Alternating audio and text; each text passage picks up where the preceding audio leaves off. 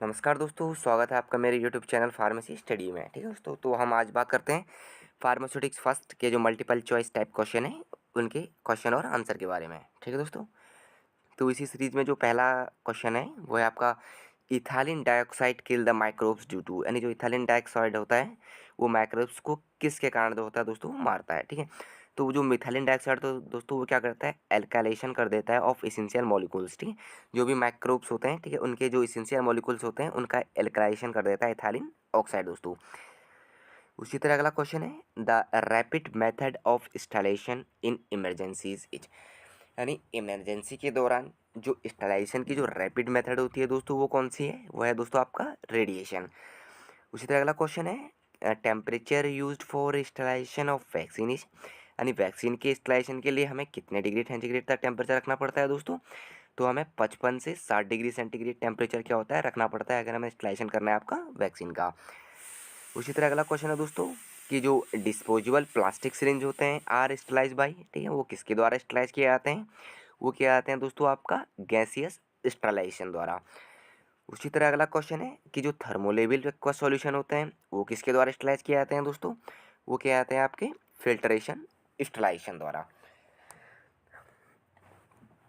अगला क्वेश्चन है कि penicillin injection is incubated with penicillinase before sterility testing to, यानी जो पेनिसिलिन इंजेक्शन है उसे इंक्यूबेटेड किया जाता है पेनिसिलिनेज के साथ उसकी स्टेरिलिटी टेस्टिंग से पहले। क्यों किया जाता है दोस्तों, वो किया जाता है neutralize the effect of penicillin, यानी पेनिसिलिन के इफेक्ट को न्यूट्रलाइज करने के लिए पेनिसिलिन जो इंजेक्शन होता है उसे इंक्यूबेटेड किया जाता है पेनिसिलिनेज के साथ। अगला क्वेश्चन है कि para amino benzoic acid is added to sulpha powder for sterility test, यानी पैरा अमीनो बेंजोइक एसिड जो होता है वो सल्फा पाउडर के साथ क्यों ऐड किया जाता है स्टेरिलिटी टेस्ट के दौरान दोस्तों, वो क्या आता है to mask the antibacterial effect of sulpha powder.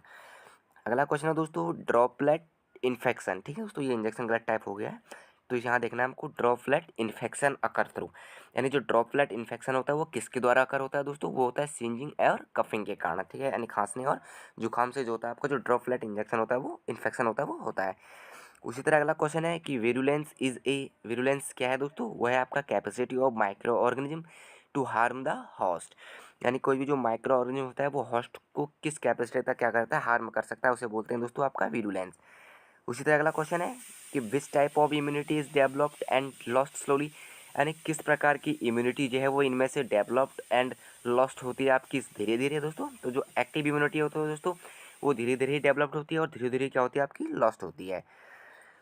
अगला क्वेश्चन है कि vaccine are administered to provide, यानी वैक्सीन हम क्यों लेते हैं दोस्तों, वो हम लेते हैं आर्टिफिशियली स्टिमुलेटेड एक्टिव इम्यूनिटी के लिए। ठीक है, वैक्सीन लगाने से हमें क्या मिलता है, हमें मिलती है आर्टिफिशियल स्टिमुलेटेड एक्टिव इम्यूनिटी। अगला दोस्तों क्वेश्चन है कि सेरा आर यूज टू प्रोवाइड, सेरा जो होती है दोस्तों वो हमें क्या प्रोवाइड करती है, वो हमें प्रोवाइड करती है आर्टिफिशियल पैसिव इम्यूनिटी। ठीक है, याद रखना है अगर हम वैक्सीन लगाते हैं तो वो हमें देती है आर्टिफिशियल एक्टिव इम्यूनिटी और जो सीरा होती है वो हमें देती है artificial passive immunity.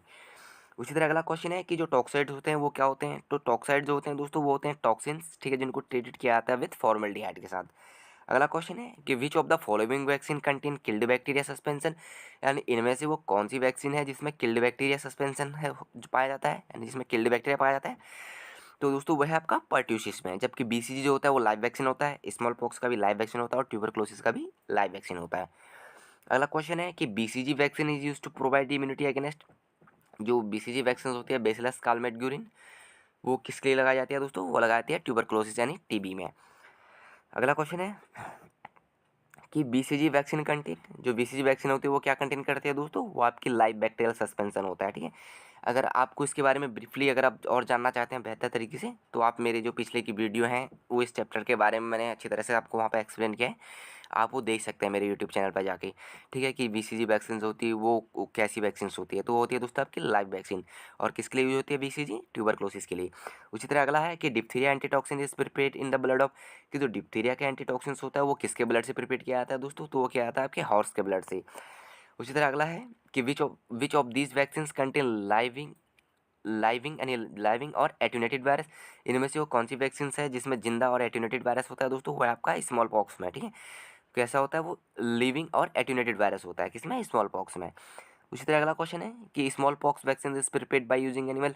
Small pox की जो वैक्सीन होती है वो कौन से एनिमल से यूज़ करके बनाई जाती है दोस्तों, वो बनाई जाती है आपकी सीप से। उसी तरह अगला क्वेश्चन है कि पोलियोमाइलिटिस वैक्सीन कंटेन, जो पोलियोमाइलिटिस वैक्सीन होता है दोस्तों उसमें पाया जाता है आपका किल्ड और इनएक्टिवेटेड वायरस से वो क्या होती है, मिलकर बनी होती है। ठीक है दोस्तों, तो इसी प्रकार के और बेहतर वीडियो देखने के लिए आप मेरे यूट्यूब चैनल फार्मेसी स्टडी को लाइक और सब्सक्राइब करना ना भूलें। तब तक के लिए दोस्तों धन्यवाद।